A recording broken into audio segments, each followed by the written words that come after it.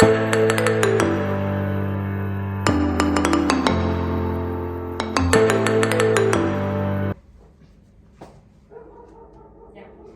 noches, les voy a presentar el tema del desarrollo del lenguaje. Vamos a hacerlo como un conversatorio, ustedes pueden realizar preguntas, me pueden poner en algún momento en el que tengan alguna duda, no hay ningún problema. Dentro del libro del desarrollo del lenguaje tenemos temas como qué es el lenguaje, importancia del lenguaje, adquisición del lenguaje, la palabra, pensamiento, comunicación, sistema lingüístico, los fonemas, afasias y más temas que vamos a ver a continuación. Como primer tema tenemos qué es el lenguaje. Nos dice que es un sistema de símbolos y reglas que nos ayuda a comunicarnos. Una de las importancias del lenguaje es que nos diferencia a nosotros como humanos de los animales. Nos hace ser seres sociales y nos convierte en una sociedad organizada. Adquisición del lenguaje. Nos dice que los niños adquieren el lenguaje sin que se les enseñe, lo que significa que al comienzo puede ser una forma de repetición o de imitación hacia sus creadores, familiares. Y la palabra dice que son símbolos que sustituyen una cosa o un concepto que puede ser sustituido por otro. Tenemos un ejemplo que es una secuencia de sonidos de palabras como gato, gorra, bate y ya. Reglas en el lenguaje. Se especifican las formas en que se ordenan las palabras para construir frases. Como un ejemplo, sonidos en el lenguaje, qué significan las palabras, tenemos la gramática y el orden oracional, subjetivo, más verbo, más objeto. Ya.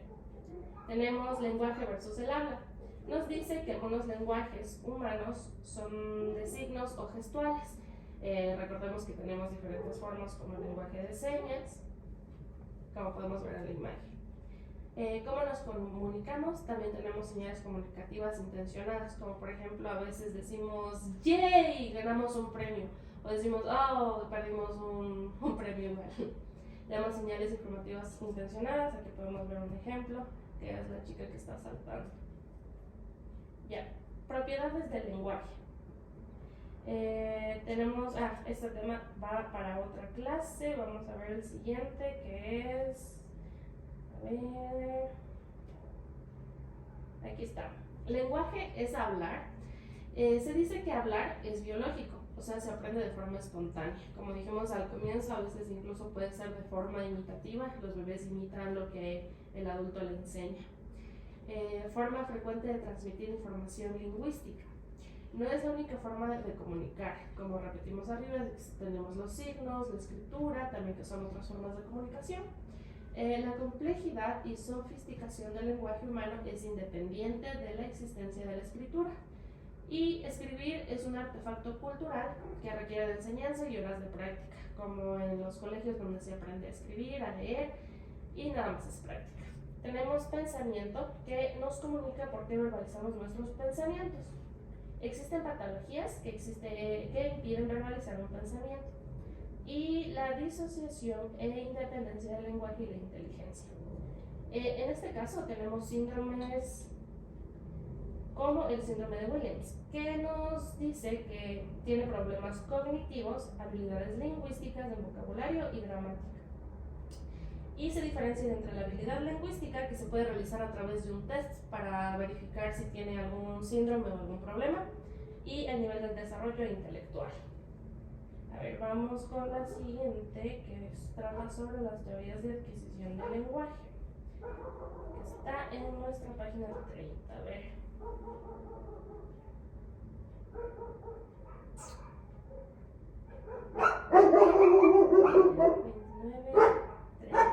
Ya, tenemos teorías de adquisición del lenguaje. Estas normalmente se aplican en los colegios y las maestras o maestros tienen diferentes maneras de realizarlas. Tenemos el conductismo. El lenguaje se aprende de la misma manera que aprendemos otras. No necesita de un método diferente. Existen 3 clases de aprendizaje: condicionamiento clásico, condicionamiento operante y limitación. En el caso del condicionamiento clásico se trata de modificar una conducta por otra. Tenemos aquí un ejemplo de un perrito y nos dice que dentro de los condicionamientos clásicos operante o limitación, varios estudios se realizaron con perros donde les decían a un perro les limitaban. Por ejemplo, les decían vamos a aprender a caminar y les daban un premio o un castigo. Ya. El condicionamiento operante usa recompensas o castigos como reforzadores de la conducta. Ahí va lo del perrito. En el arenero tienes que hacer tus necesidades. Lo hiciste, perfecto, te damos un premio. Obviamente en los niños se realiza de diferentes maneras. Y la limitación, que es la repetición de otra persona.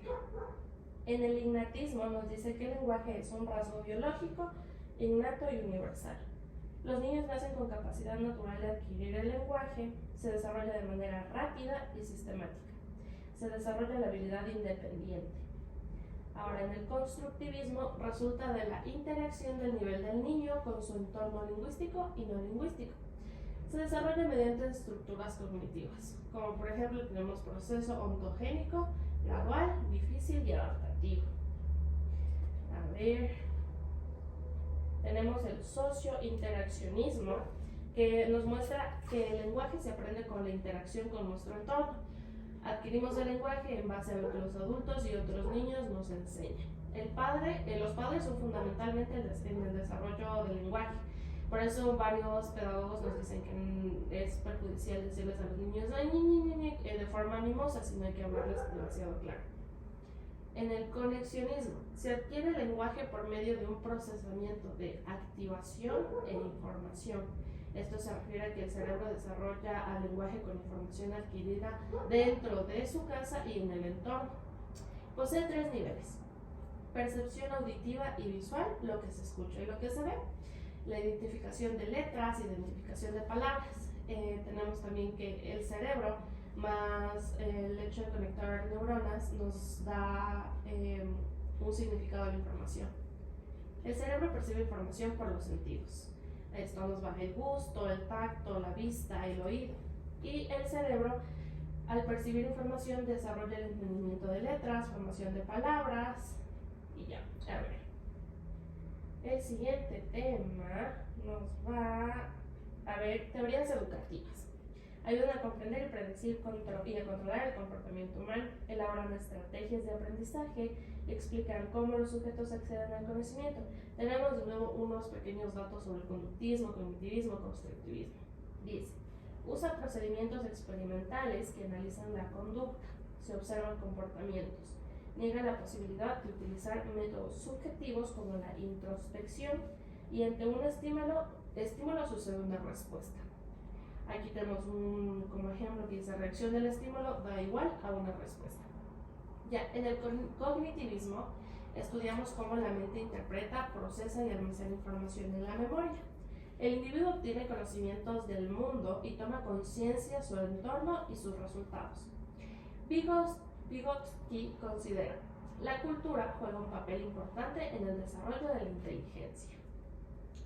Ahora, dentro del constructivismo, el alumno construye su propio aprendizaje y participa de manera activa para lograrlo.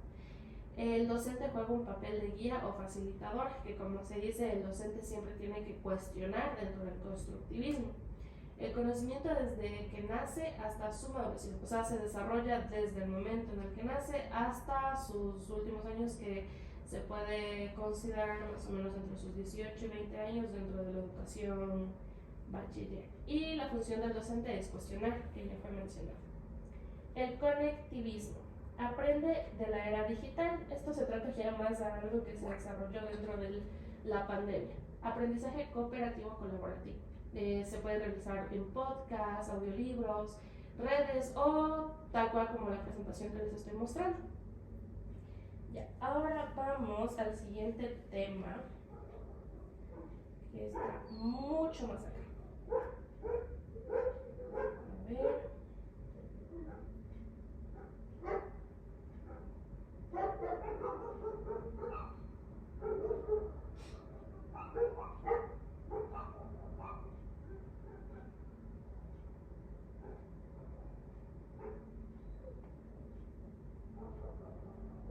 Ya, bases comunicativas. Como bases comunicativas dentro de un bebé tenemos la sonrisa.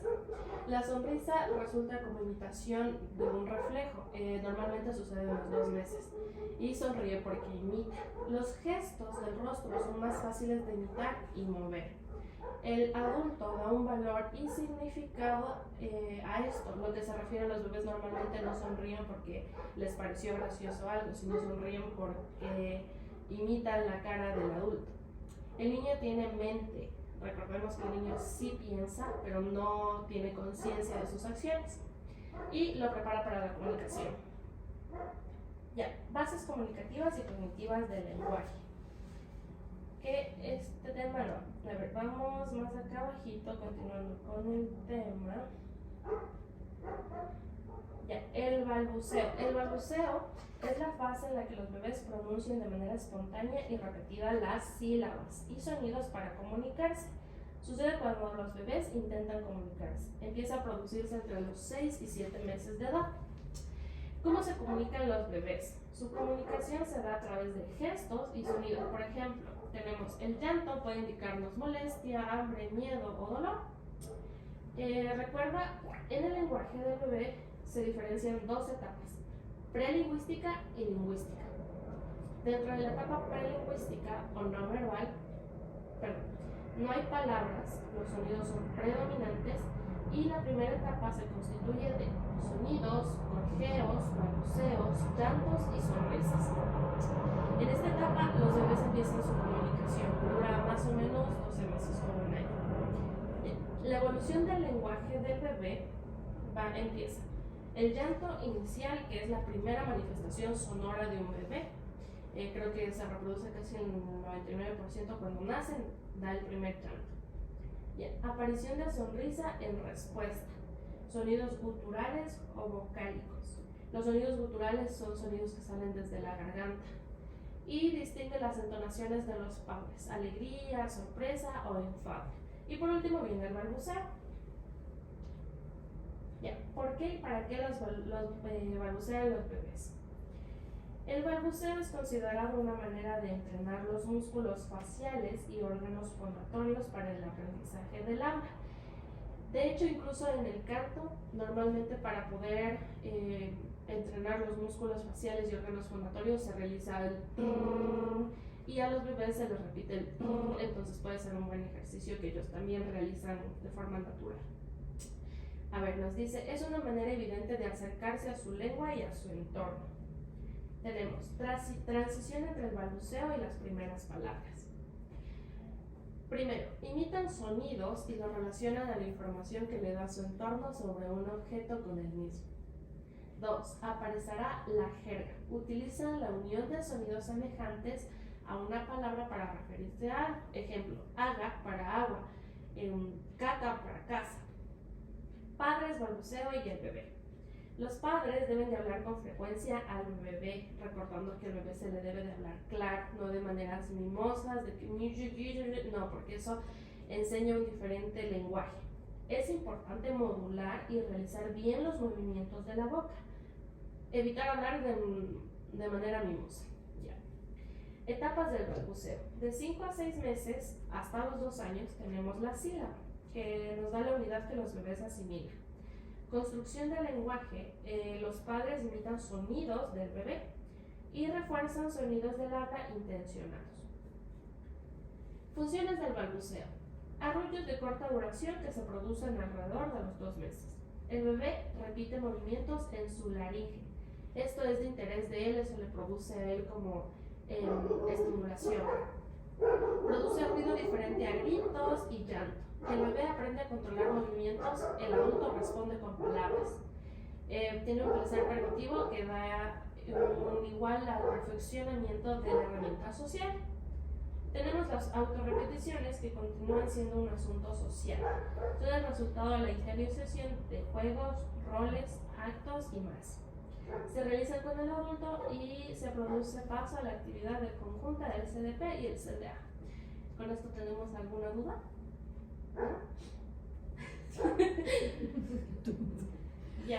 Ya vamos terminando. Continuamos con la estructura en el balbuceo. Dice, Giraldo menciona que existe aumento del control auditivo. En el balbuceo se dan vocales aisladas como la A, E, sonidos consonantes, oclusiva y vocal.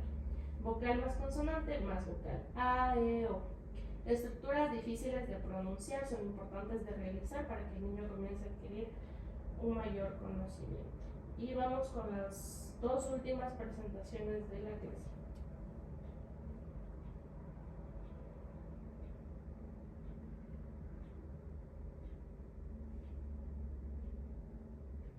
Ya. Yo tengo una pregunta, Vani. Sí, o sea, de acuerdo a lo que has explicado, ¿por qué un niño dice primero papá o mamá? ¿Porque fue lo que más escuchó? ¿O fue la palabra que más escuchó? Es la palabra que más escucha dentro en ese periodo de su entorno. Entonces, aunque normalmente las primeras palabras suelen ser palabras al aire como haga, referirse al agua, pero sí es las palabras que más escuchan y como más intentan comunicar. Entonces si dice, por ejemplo, primero mamá, quiere decir que fue lo que más escuchó. No porque es algo consciente que... No, es algo solo repetitivo. Yeah. Y le causa de hecho placer el hecho de que los padres reaccionen de que ¡ay! Dijo mamá. Entonces el bebé lo asume como una reacción buena y lo vuelve a repetir y se le queda. Yeah. Y ahora tenemos un tema como último, que es la lectura compartida, que se debe de realizar ya con niños a partir de los 4 años, o bueno, de hecho se dice que desde que nacen, pero ya irlo incorporando. Y se dice, se necesita un adulto y un niño que compartan la lectura de un texto. Requiere la participación activa del niño. Es importante leer con el niño y no para el niño. La lectura compartida se desarrolla de a pasos. A veces a los niños no les gusta, pero es importante incorporarla dentro de su crecimiento. Cuando nacen se les va leyendo un libro, después se les va pidiendo que se incorporen dentro de cuál es el título, cómo crees tú que es el final. ¿Ya? El adulto pide al niño señalar, nombrar, preguntar y contestar preguntas. Existen 3 tipos de lectura compartida. La lectura dialógica nos dice que el adulto y el niño cambian de roles. O sea, a veces el niño lee y el adulto pregunta y escucha. O a veces al revés, el adulto lee y el niño pregunta y escucha. El niño aprende a ser narrador, necesita la ayuda del adulto y el adulto actuar como oyente activo e interrogador. Lectura compartida interactiva. Nos dice que el adulto lee un cuento al niño, se usan estrategias que buscan la participación activa del niño, como preguntas y así. Lectura compartida tradicional. El adulto lee un cuento al niño, no se establecen interacciones extensas con el niño, o sea, simplemente es una lectura. Importancia de la lectura compartida. Ayuda a que el niño tenga un desarrollo cognitivo, lingüístico y emocional. Tenemos características dentro del cognitivo que nos dice que favorece la atención, desarrolla la imaginación y trabaja la memoria. En el ámbito lingüístico amplía el vocabulario, mejora la comprensión lectora, conoce nuevos textos, formas gramaticales y estructuras sintácticas. También mejora la comprensión oral, desarrolla habilidades de conciencia fonológica y reconoce el conocimiento de las letras. Tiene también un buen desarrollo de habilidades de comprensión lectora, que es bastante importante, y estimula habilidades de lenguaje oral. Dentro de lo emocional nos dice que se desarrolla un momento único y exclusivo entre el niño y el adulto. Desarrolla un mejor vínculo afectivo y fomenta el apego seguro con sus padres o cuidadores. Y tenemos unos aspectos a considerar en la lectura compartida e interactiva. Nos dice que dentro de estos aspectos tenemos lectura del título, la dirección de la escritura, el autor. También podemos reconocer con los niños las letras y sus nombres, las minúsculas, las mayúsculas, palabras largas y cortas, reconocimiento de las letras y las palabras. Esto igual nos ayuda para que ellos puedan mejorar su escritura y su vocabulario. Bien, unos pequeños consejos que para realizar una buena lectura. Dice que debemos de realizarla 15 minutos diarios, evitando distracciones. El niño debe elegir el libro para leer, recordando siempre la edad que tenga el niño. Se debe formular preguntas, proponer un título a la lectura, preguntar de qué se trata el relato, crear otros finales con el niño. A lo mejor el padre puede decir, yo creo que era mejor que el conejo saltara, y el niño puede decir, el conejo no debió saltar, debió de seguir el camino negro. Ejemplos así. predecir emociones o acciones relacionadas a la escena. Tenemos ejemplos. ¿Por qué? ¿Cómo crees tú que sintió el personaje? ¿Cómo te sentirías tú en su lugar? ¿Qué crees que pasará después? Y brindar al niño diferentes textos, ilustrados, narrativos y leyendas. Leer al niño las veces que se lo pida, así aprenderá una secuencia narrativa, evitar textos largos y colocar libros al alcance de los niños. Esto con respecto a su hogar, tener estantes, una librería pequeña para que ellos puedan alcanzar. Y ya, muchas gracias. ¿Alguna pregunta, duda? Sí, yo tengo una pregunta. ¿Cómo se puede hacer que a un niño le guste la lectura? Es complicado, pero siempre tenemos alternativas. Aquí nos dan unos ejemplos de libros. Se puede implementar desde los audiolibros, porque hoy en día los niños son más tecnólogos, con toda la tecnología, todos los celulares y así. Podemos comenzar con audiolibros y después seguir y buscar libros de su gusto, como ilustrados, con imágenes y de poco que ellos vayan teniendo el gusto por un libro textual, o sea, de manera que uno pueda cogerlo y leer, que no tenga nada que ver con las redes, pero igual pues, los audiolibros son bastante buenos.